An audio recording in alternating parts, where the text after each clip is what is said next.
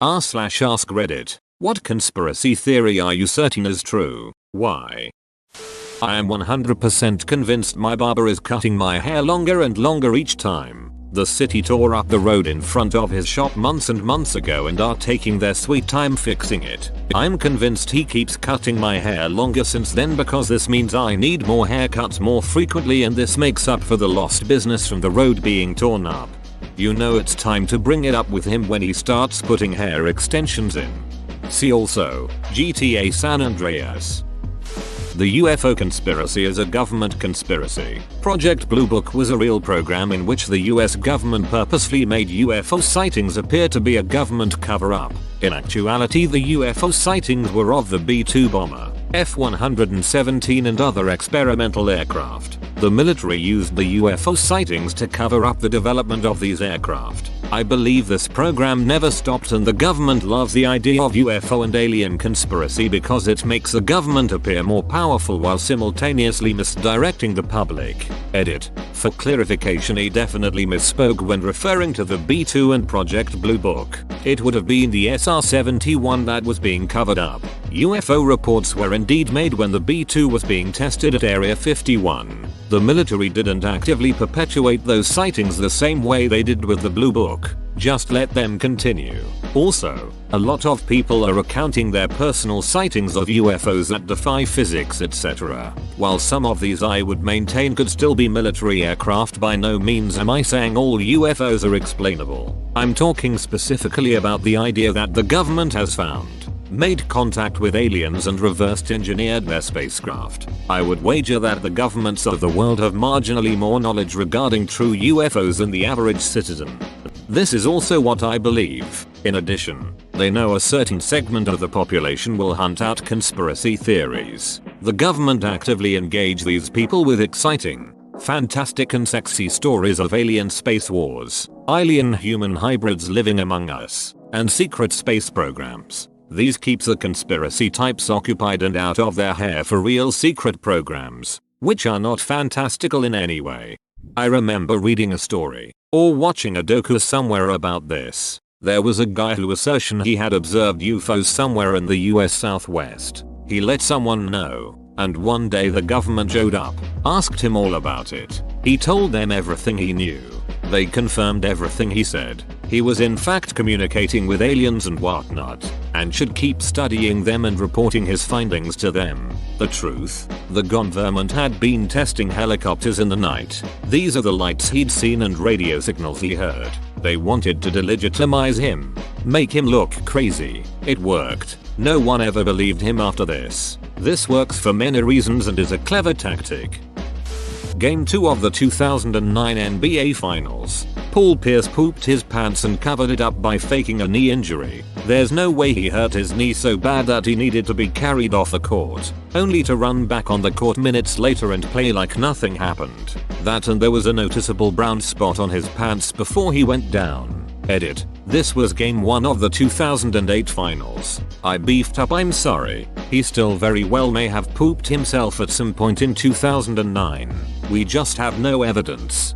The way he was carried off is exactly how I would carry someone who pooped their pants. Two people grab a leg and let the poo pool down in his shorts. Don't want that stuff coming down a leg hole. How did this theory first come about? The US Postal Service is using algorithms to estimate the tracking of packages instead of reliably scanning the packages that have tracking delivery confirmation. Why? Because in the past 3 months I've had packages arrive in my mailbox a week after they said they were delivered. As a seller, I've had customers' packages with delivery confirmation show as delivered that didn't arrive until days later. This absolutely sucks for consumers who don't get their package but have no course of action because the PO says it has been delivered. This happened to me and I was told by an Amazon employee that sometimes the delivery drivers will mark the package as delivered so as not to screw up their route. As somebody who does Amazon Flex a bit, they recently updated the app to fix this. Now if you select a package out of order in the route, it will actually go to the next package after that and continue the route, rather than constantly suggesting you try delivering the first one. For example, if you had 5 packages and had an issue with 2, so you selected 3 as the next delivery, Previously, once 3 was delivered, it would have then routed you to 2. Now it routes you to 4. Of course. What you're supposed to do when you have an issue with 2 is report that issue through the app. There's a structure for this shit. But because we're all just random idiots doing it through an app, there's not much quality control on who's delivering your packages. No interview process or resume submission or anything. Just a background check to make sure you've never driven drunk or something.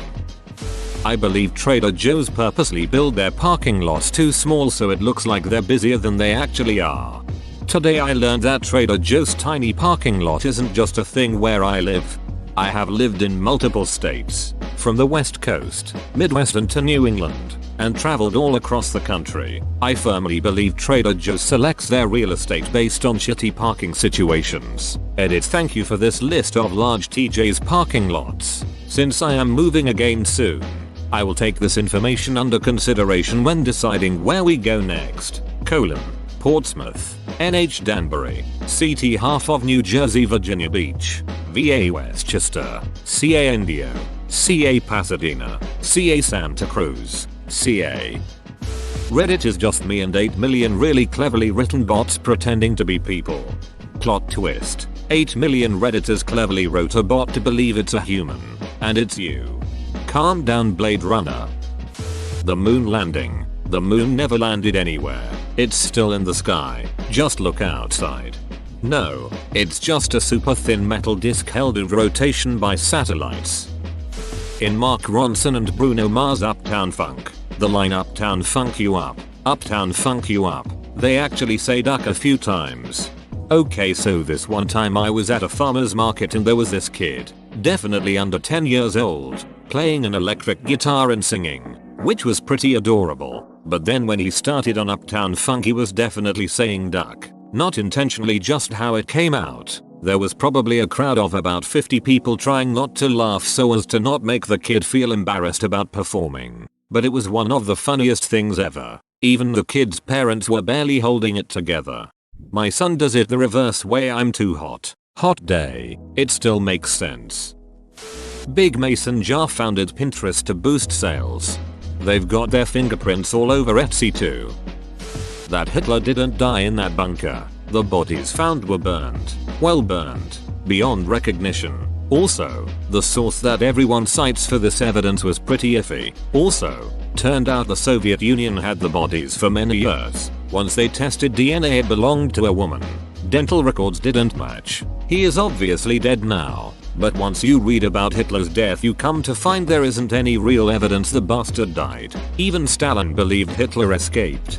Everyone knows that Hitler was murdered in a cinema in France. Golomi.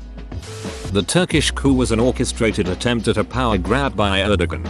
Think about it. The military tries to take over the state. While that's going on, 2 jet fighters of the military fly next to Erdogan's plane, but refuse to engage and flew away. Immediately after the coup, Erdogan begins a mass purge of all opposing forces and parties and does multiple government power grabs. My friend said the same thing, that the coup was a false flag. Tanks and armed officers surrender to police squad cars, and right after, Erdogan uses the incident to seize up more power and claims that there would be consequences of such an incident, all of which easily necessitated his measures of preventing subversion of his control by tightening up his authoritarian powers and preventing other Turkish politicians getting elected to the presidency. Yeah, right. I'm pretty sure that's exactly what happened and nobody questions it now. I never even knew it was a conspiracy theory, I thought it was fact. D. B. Cooper. The whole flight crew was in on the scam. Nobody jumped out of the plane. He hid somewhere the authorities wouldn't have checked and then strolled out with the money wearing an outfit he had under his clothes.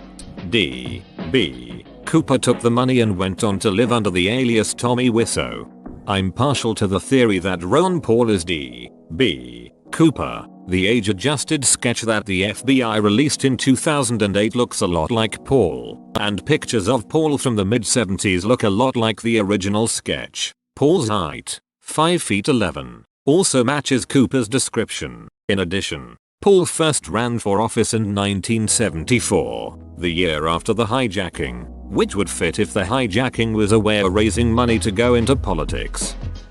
I believe the rich are pitting people against each other to drastically take attention away from how they make the rules and run the show. Hard for a white man and black man to come together and fight a common enemy such as the wealthy when their media stations make you hate each other over skin color or other non-important issues for the country. This is exactly what's happening the world over. I'd agree with this one. Back in 2010 during the Occupy movement, the media shit a brick. Every story was either discrediting the whole movement or yelling at people that they have to do everything possible avoid class warfare and it won't solve anything. Now, instead of being angry at the rich, poor people are at each other's throats. Racial tensions are higher than they've been in decades. But you don't hear the media say a peep about avoiding a race war, because they don't care. It's far easier to get away with screwing people over if they're only paying attention to the other people getting screwed rather than the ones doing the screwing. Trump's campaign started off as a joke, but as he gained popularity he realized he could actually win. Not a joke as much as a way to get attention. He's been running in every election for a while. He just never made any progress. Basically a voter-funded book tour. He always had a new book to sell when election season would get going. When Pope Francis had just started there were some rumors that he would dress as a normal priest at night and volunteer at soup kitchens and whatnot incognito. I like the thought of the Pope getting just a tiny bit too stress adjusting to his new job. I came here expecting to find depressing things that I refuse to believe. Thanks for proving me wrong. Although the Vatican officially denied the allegation, it wouldn't shock me if they did so more for practical security matters than for the purpose of conveying the truth. The claim has never been properly verified, but I personally consider this less of a conspiracy and more of a fun secret. It just seems so appropriate given his public persona, especially when the adoration was overflowing right after his installation. Open bracket. Side note, I'm not sure if installation is the right word. What do you call it when they declare a new pope? Popification? Edit. Pontificating or election were what I was looking for. Thanks for the help. Vladimir Putin planned the Moscow apartment bombings as an excuse to start the Second Chechen War, which facilitated his rise to power. I mean, they found FSB people near buildings where actual bombs were found in bags, and they said it was a training exercise. Is this still a theory? I honestly thought it was documented fact. Beyonce was not born in 1981. She was born in 1979 and she will be turning 38 not 36 this September. Her dad has been on radio shows and mentioned that Beyonce was the same age as Pink, who was born in 1979. Pretending you are 2 years younger seems like a very petty thing to lie about, but in a strange way I could see it may have been beneficial to her early Destiny's Child days to portray her as the teen singer who's the face of a girl group, a common trope in the late 90s. Pretending you are 2 years younger seems like a very petty thing to lie about. I did when I was at university for stupid insecure reasons. I was basically 2 years older than everyone else. All these home ancestry DNA tests that popped up out of nowhere have me suspicious. Edit. 2 words second edit. Sorry, I should actually state my theory. I feel like these suddenly became popular as a way to collect a massive database of DNA. I really wanted to do one of these tests, but the fact that your DNA data is only kept online, you're not given the data as physical media, doesn't sit right with me. We already have the NSA collecting photos, etc. While I'm not going to dismiss the creepy aspects that having people's DNA in databases entails, it's mostly because DNA sequencing technology has gone leaps and bounds the past decade thanks to next-gen sequencing. It became a fraction of the price and takes a fraction of the time, and someone said, hey, we can so market this. Undergrad bio majors often do their own DNA tests in class. It's that easy. Edit. This comment actually makes me think of one of the Artemis Fowl books. Open bracket. Villain replaces herself in prison with a clone because they use DNA as it in that world. Somehow Pokemon Go knows when I'm smoking weed because every time I smoke and open it, a coughing pops up. It's happened around 8+ times that I can remember. And coughings are not a Pokemon that's common around me. Edit. I wanted to test out my conspiracy. It's 9+ times now. We're through the looking glass here, people. r/a boring dystopia. The Denver International Airport is a hub for the Illuminati. Have you seen it? It's a hub for something creepy, that's for sure. Yep, weird stuff. How it went way over budget by millions, but actually cut corners during construction. The overhead view of the runways resembles a swastika. Lots of construction deep underground without explanation. The long delays before it officially opened, while having an already perfectly functioning airport not far away.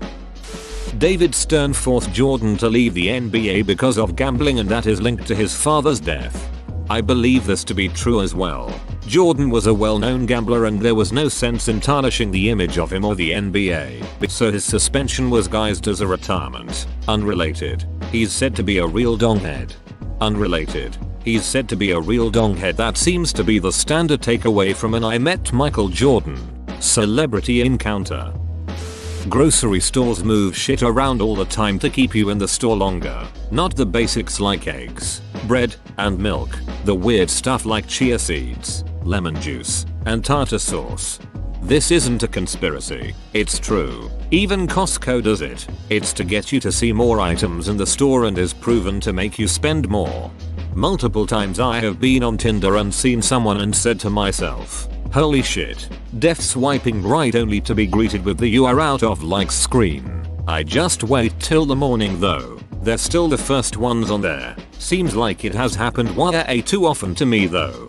They put a person who is frequently right swiped on attractive as the one right when you are out of likes to motivate people into buying more. They also front stack people who you matched with when you haven't used it in a while to give you a successful feeling, making you swipe more, using up your likes. I doubt I'm the first person to come up with this, but I've long believed that the reason the US always seems to be involved in some military action is actually because the Pentagon wants to keep our military ready and trained for a more serious conflict. They want to make sure they always have combat experienced, battle-hardened veterans ready for a real war should it break out. That's not why the US gets involved, but it is well known and documented that an armed conflict every 15 years is somewhat necessary to keep soldiers experienced. So you've never heard the term military-industrial complex? The USA has been in a wartime economy since World War II. No war, economic collapse. I can't even believe you left out the part where the Undertaker threw mankind off a Hell in the Cell through the Spanish announcer's table. Hey, both WTC towers have asbestos. That needs to be removed. That sounds awfully expensive. Why don't I just coordinate a terrorist attack where 4 planes are hijacked and 2 of them hit both towers? 1 hits the Pentagon, and 1 crashes in a field. Hopefully the towers will completely collapse as well. Yup, that should do it. Now I won't have to pay to remove the asbestos. Instead, I'll just fake a terrorist attack and kill 3,000 Americans. Pockets in women's clothing are designed to be small or non-existent so the fashion industry can sell women purses. The sun is actually the center of the solar system, not the earth. The church doesn't want you to know the truth. I firmly believe, and will never be dissuaded on this, that NBA Commissioner David Stern colluded in 1985 to ensure the New York Knicks would end up with a number 1 overall pick in the draft, thus ensuring them the services of Patrick Ewing. This is what gave birth to the concept of the frozen envelope theory. Supposedly the envelope containing the name of the New York Knicks was placed in a refrigerator just prior to the draft, and thus allowed Stern to make sure the Knicks, arguably their biggest and most important market, got the top pick in that draft. I love NBA conspiracy theories, even the ones today. Up above there is a comment on how Paul Pierce crapped his pants. I believe it.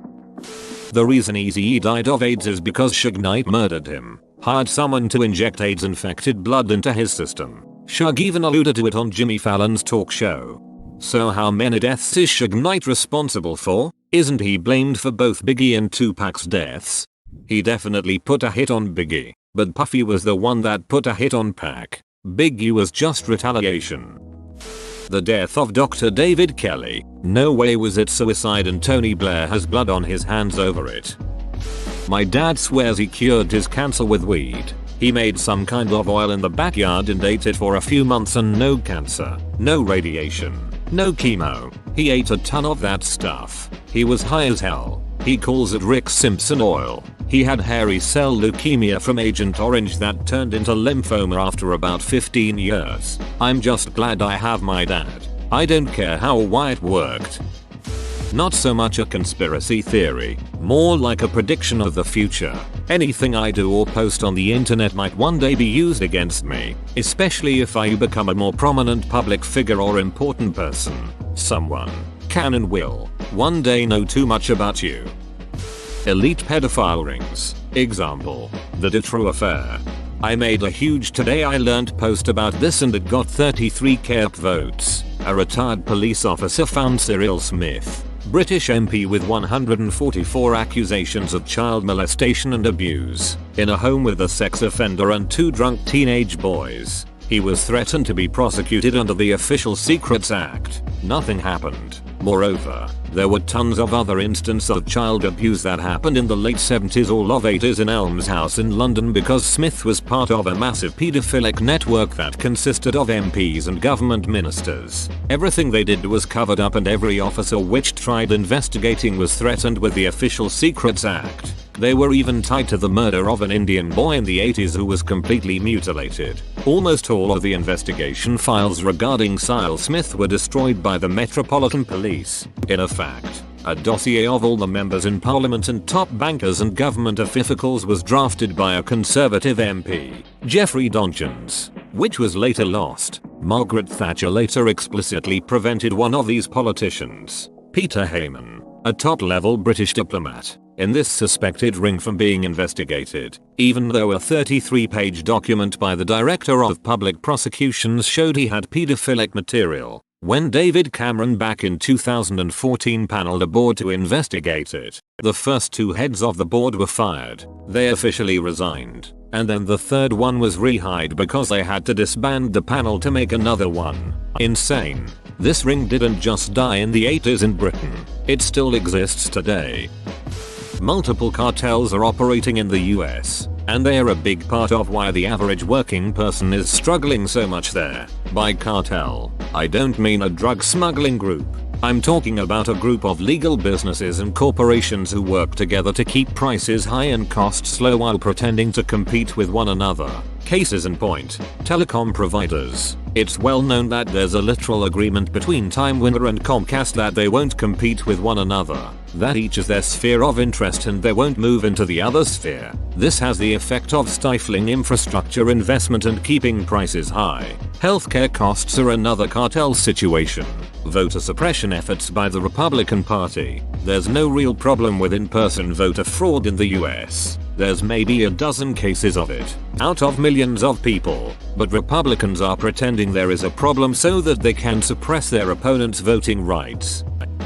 I don't know if I believe it's entirely true, but I feel like there may be some truth to the conspiracy that says Elvis befriended President Nixon to get the government to help him fake his death so he could live out the rest of his life as a not famous person.